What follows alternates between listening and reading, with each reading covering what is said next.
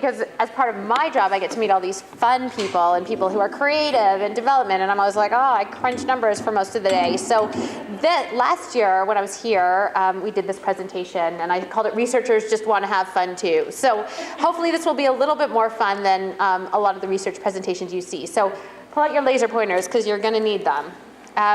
So as Warren said, I'm now with a company called The Play Collective, formerly PlayScience. David's working with us. It's awesome. So I'm going to share some data with you today from 2 studies that we have done recently. One is on kids and casual gaming around the world. It's a 4-country study. It's a survey of over 1,000 parents of kids who play casual games. And we did this in association with the Casual Gaming Association, and it's going to be put out for free over the next couple of weeks. So you'll be able to access this full report really soon, which is exciting. When I talk about kids and eBooks, that's a study that we did with over 1,200 parents of children aged 2 to 13 who e-read. Both studies are kids aged 2 to 13. And that one we did an association with Digital Book World, and that one is available. You can purchase it, and I'll share some data today, and we can talk after if you're interested in learning more about that study. But those are the studies that this info comes from. So that's the nitty-gritty out of the way. So now comes the fun part. So how this research presentation is going to work is you're going to build your own research. So to show you how this all works, take out your laser pointers. See, you guys are getting the hang of it. How many glasses of wine have you had? Okay. So, well, it's true. It's not a valid research question. Okay, so it looks like Warren, this is not acceptable. Why so many negatives? Everyone has to go get a glass of wine. Oh, beer. Okay. It's not a valid research question. It might not be statistically significant, but this is since when? No, tonight. Not in your lives. Okay. Looks like we're averaging maybe about half a glass of wine per person. So that puts a little more pressure on me. I thought you guys would be up at around 5. So I'm going to start by talking about kids and casual gaming, and I just want to get before I tell you the results, I'll ask you to tell me what you think the answers are. So like I said, this is a survey of parents of kids kids aged 2 to 13 who play casual games. So what percent of kids do you think use their iPads for casual gaming?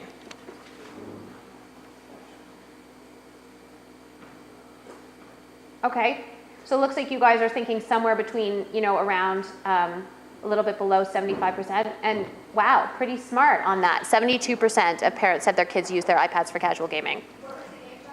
This is all 2 to 13. Yep, and this is parents of kids who casual game, so it's not necessarily all kids. Yep. Do you know what percentage of families in the United States has iPads? Yes, we have.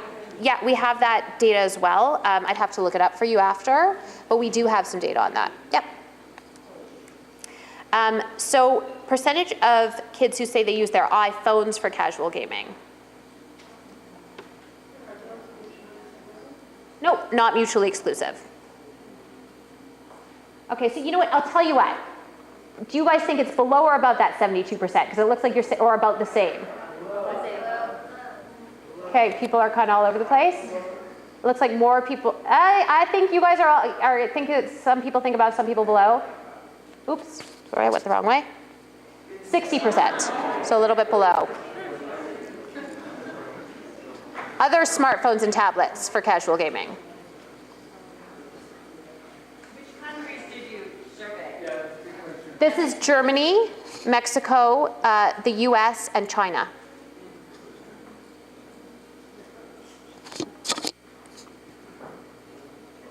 Yep, so about 50%.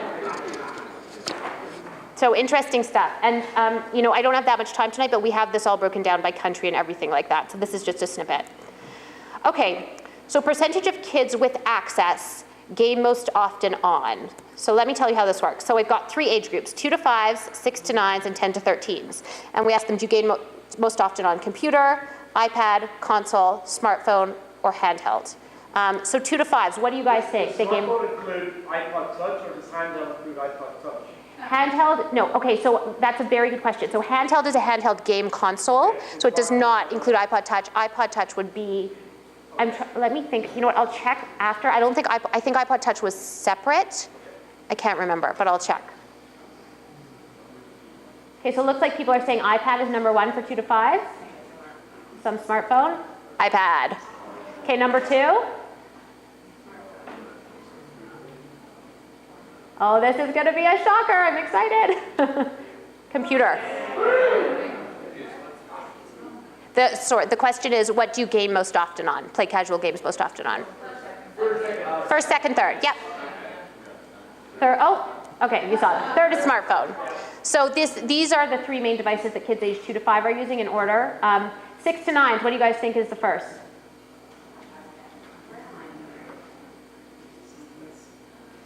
iPad, you got it. Second?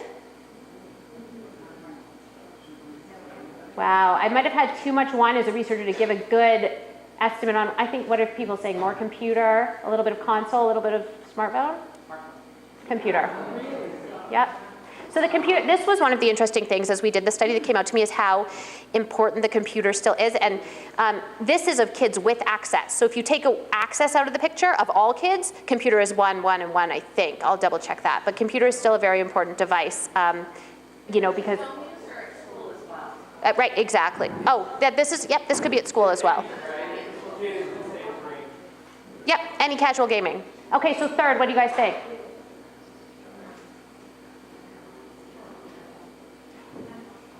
Console or smartphone?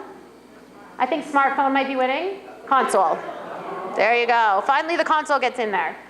Okay, 10 to 13s. This is where I think it gets exciting. Console or smartphone, it looks like.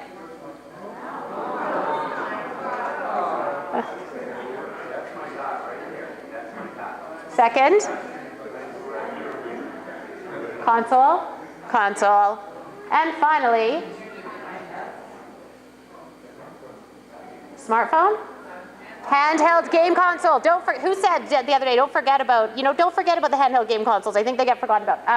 So this is just gives a little snapshot. We have specific percentages. So this is just to give you a fun picture of what's important. But it's interesting, and obviously the iPad is super prominent, but I think something, I've heard a few people ask about good content for older kids in a few of the other presentations, and I wonder, what is it a chicken versus egg thing? Is there enough good content for the older kids, or are they just playing on other things? So something to think about.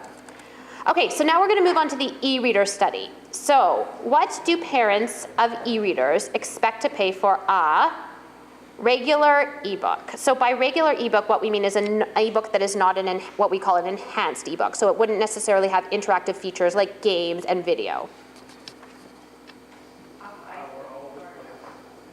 All over the place. Looks like maybe 5 people. Someone's a 9. Some people are still saying low. $5.80. Again, so I just want to clarify that this is of parents of e-readers. So it's not all parents. It's parents who are, they're the audience. They're the people who are already paying for it. So it's a little bit higher than if you were to look at, probably quite a bit higher than if you were to look at all parents, but still a really interesting number. What about for an enhanced ebook? Do you think more or less than a regular ebook?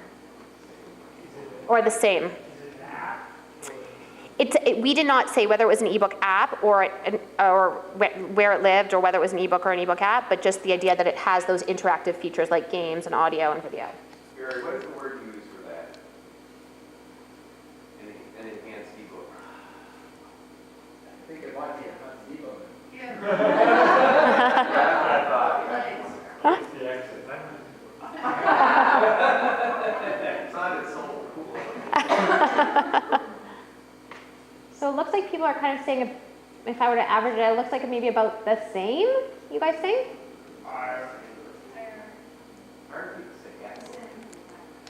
$7.76. So that's a big difference. And, whether these numbers exactly are exactly what parents would say, the fact that it's, almost $2 more, that to me is a pretty accurate thing, and that's something to think about. That's kind of interesting. Okay. What parents expect to pay for a print book? Doesn't that depend on whether it's a paperback or hardback? We didn't, it probably does, but we didn't clarify when we asked. Yeah, so everyone's saying more. So $8.05 is what we got across the board. So, I think to some people this might seem, okay, it's, almost $3 more, so it's a big difference than a regular ebook. On the other hand, ebooks are actually, and I think we all know this, seem to be able to sustain a higher price point than apps, so it's kind of interesting. Yep? US only, or? Yes, this study is US only, so the casual gaming was multi-country, this is US. Yep?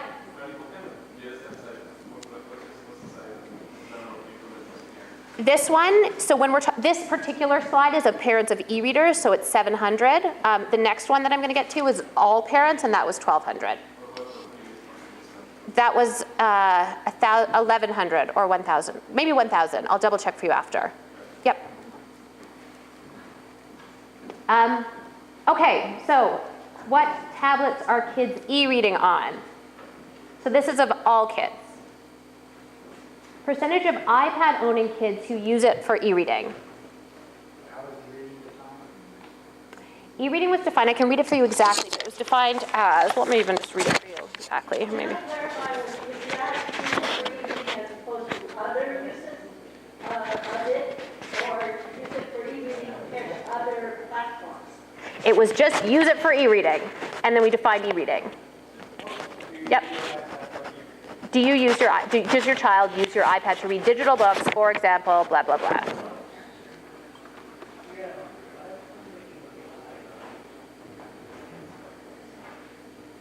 So it looks like you guys are staying somewhere maybe around 35, 40%? 51%.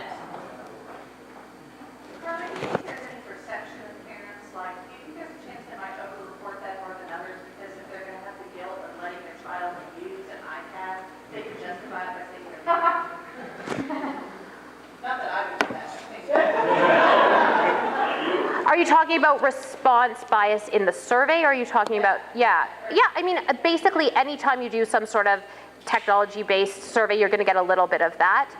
In terms of whether they'd say it more about e-reading rather than as opposed to other things, I would say probably not. So I think the number is probably a little bit high, but I don't think that, I don't know for sure, but I don't think that it's higher because it's for e-reading. Yeah, I would think not, because it's a survey. It wasn't, it wasn't a phone survey, it was an online survey, so. Okay, percentage of Kindle owning kids who use it for e-reading.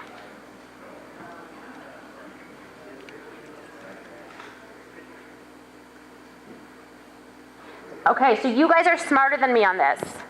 71%. I did not expect it to be that high. And so one of the big interesting things that we learned from our ABCs of Kids and eBooks study is that we have one heading that says, in the ABCs of kids and e-reading, A is for Apple, but it's also for Amazon. So I think that if you're in this book space, you need to be paying very serious attention to the Kindle and what's going on there.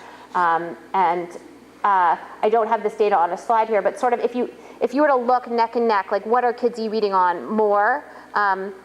More kids have access to iPads, but of kids who have access, more kids are e-reading on a Kindle. So what it nets out to is basically about the same. So you have to, there's an opportunity there on the Kindle for sure. Yeah, too much on a Kindle other than reading? Well, it's a Kindle, no, this is, you know what? I should have clarified. Yeah, it's a Kindle Fire, so you can do other things. But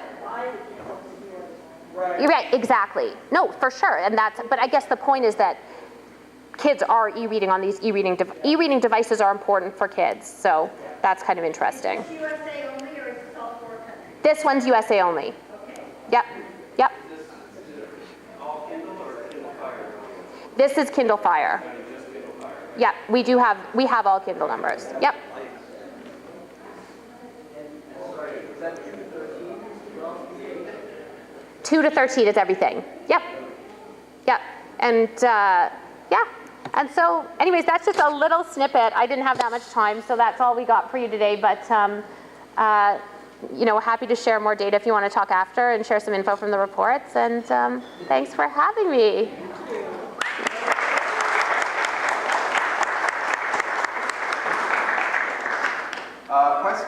Questions? What were the biggest surprises for you? Like, what were the shockers, big outliers that were really, that would... Well, You know, in the ebook report, I actually found the Kindle thing to be pretty shocking. Just, you know, that in the prominence of the Kindle and the importance of the Kindle in the e-reading market. Just to share a few more stats. So, kids who e-read, of all kids, so what percentage of kids do you think e-read, generally? Kids age 2 to 13. Shout it out, anything, anybody?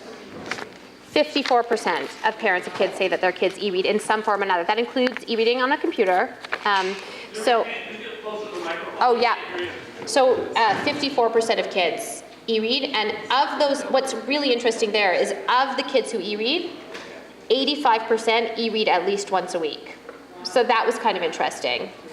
Yeah, I can share some stuff. I know we started to talk a little bit about co-viewing the other day on the panel. So I think David asked if people co-play and how important co-play is on these new devices. So I can share a little bit of data on that.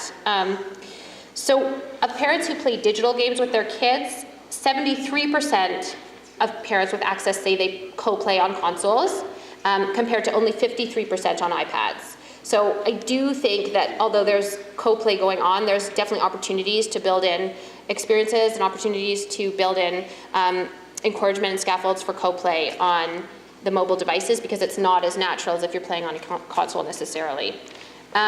In terms of ebooks, a quarter of parents with access say they e-read with their kid at least once a day. And that's compared to 40% of parents who would read a print book with their kids at least once a day. So again, I would really encourage developers to be building in suggestions and opportunities for parents and kids to play and read together on these devices. Because I think compared to other mediums, you know, it's good that it's happening, but there's still room for there to be a little bit more. Marty, the Kindle group includes the paper Kindles and Kindle Fires. That was just Kindle Fire, but we have data on Kindle as well. Okay. Yeah, so we separated it out because we felt like it was such a different device. Yeah. Yeah. I have a question as far as earlier in the comparison in the studies about the order at which they casual play. Yeah. How much do you think just simply the game of Minecraft has influenced the fact that there's still a lot playing on the computer? It's a good question. Can you repeat it? Yeah, I would do. Go ahead. It's a really good question. She asked if my opinion on whether Minecraft is impacting the importance of the computer. Well, let's go back to that slide. Maybe for older kids, I'd love to hear what you guys think. I mean, I would say not for the 2 to 5s, although maybe, but what do you guys think? I think kids migrate to different stages of Minecraft. Minecraft is a social movement for kids, a digital social movement for kids. It's not a product. And they start on mobile, and they go to Wii, and then they go to PC. It's a little bit like a progressive addiction. It's a fantastic experience, and not comparing it as a bad thing. But what I see with kids, certainly with my own daughter and with her friends, they're all now migrating. They've migrated to the Xbox 360 version at around about 10 or 11 years old, and now the hardcore guys are going to PC. The really hardcore ones are doing Minecraft on that. So, you know, you're just hacking Minecraft. So it's definitely progression. Right. Yeah, I think that makes sense. I have another theory about that, and that is the candle is brightest in a dark room, and there hasn't been anything else. Like Lego hasn't stepped up, all the big commercials. Roblox. Yeah, maybe, but Roblox is kids sort of simulating Grand Theft Auto, right? But Minecraft is the other thing is that Markle study that was done a long time ago. It just said that it's only so many minutes in a day, and there's some 900-pound gorillas out there like called iPad and other things that are, and so Minecraft is the other alternative. Hey there, how did these data differ across the 4 countries? Were they similar, or were there stark differences? There were some really, really stark differences, actually. And so, you know, I can sit down with you and talk you through some of them because I wouldn't feel comfortable just sharing them because they're so, you know what I mean? There's differences and depends on what age group you're looking at. And so they're pretty, you know, but there's definitely some differences. Yeah, just a couple. Even a couple. Like the computer thing, does that play out? You know what? I don't even have the report right here in front of me. I have it. Come talk to me after, and I'll see what. Yeah, and this report is going to be the casual gaming report, which is the multi-country one, is going to be live in the next couple of weeks. So I'll be able to send that around and make sure everybody gets it. So yeah, for sure. So Carly, the data on the interactive ebooks is really interesting in terms of expected price. What is the actual price that people are paying?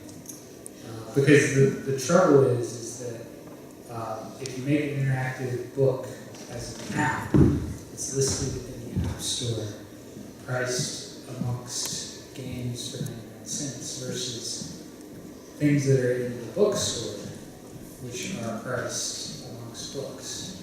Well, I think first of all, I think it's a good question that you guys could probably answer better than me. What are people actually paying for the books, right? This is based on us asking parents what they would expect to pay.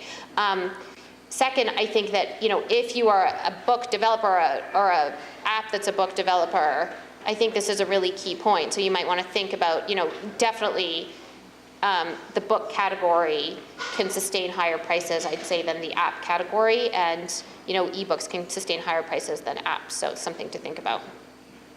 But are you guys finding that actually, like parents will pay more for books than, no?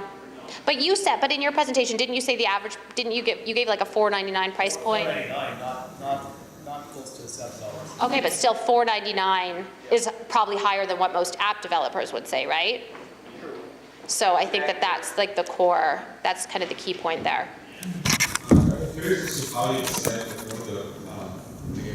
what are the pillars of research that you choose to do. Like, for example, we're really interested to know how, whether kids are the users of that down on the app, or it's more towards the parents and what percentage, of parents actually use apps which kids use. Like, how do you decide what kind of research you're going to do and basically provide data based on? Does that make sense? Yeah, well, how do we decide what kind of research we want to do? I mean, in a few ways, it depends. So sometimes it'll be, people come to us and ask us all sorts of questions. So if certain things seem to be coming up over and over and over again, then we'll try to look at that.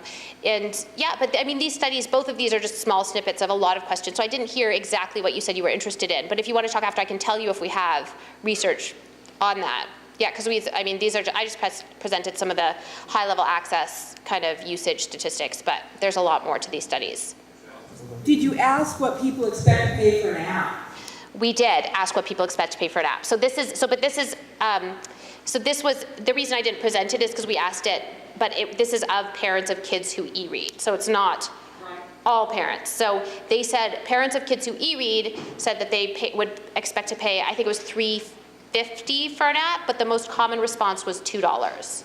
So it definitely was less than what they said they're willing to pay for an ebook. I have an insight about the computer, and that is kids start to get homework even in kindergarten, and it's often on a thumb drive, and they can't put a thumb drive into an iPad, and they won't let them go online at school. So that's why my kids get computers instead of iPads. Well, I think that's a good point. The other thing I would say about a computer, and this is a very, very, very big generalization, but I think that for the little kids, obviously character is so important, and there are some really amazing web experiences around character. But I mean, to Warren's point about, so I'll use my own daughter as an example. She's obsessed with Daniel Tiger. I think it's the best show. And I love it, and she loves it. The app, it's not magic. Like it's good enough, but she loves it because of the character. But there's some great character-based experiences on the web, so I think that oftentimes kids will play with those when we're talking about the younger kids, for sure. So that might be another reason. A question about the research last year. Remember that you said there were not that many apps in the 6 to 12 years old space? Yeah. Did you keep track or keep an eye on that? Did you see a lot of apps appear in that space, or still? We didn't, that's the study I did with the Cooney Center, and we haven't kept up that research, and they haven't either, unfortunately. I hope to do it. But I do think that there's I still think that if you look at these 10 to 13s and the iPad and content in general for older kids, I think there's always so much for little kids because, I think some people think it's easy and it's not necessarily easy, but I think people see it as an easier market to dive into, and so I think there's a lot of space for good content for older kids. I mean, even if you just look at the people that are doing really well or the companies that have presented, there's a lot for little kids, and so. Thank you, Carly. Thank you.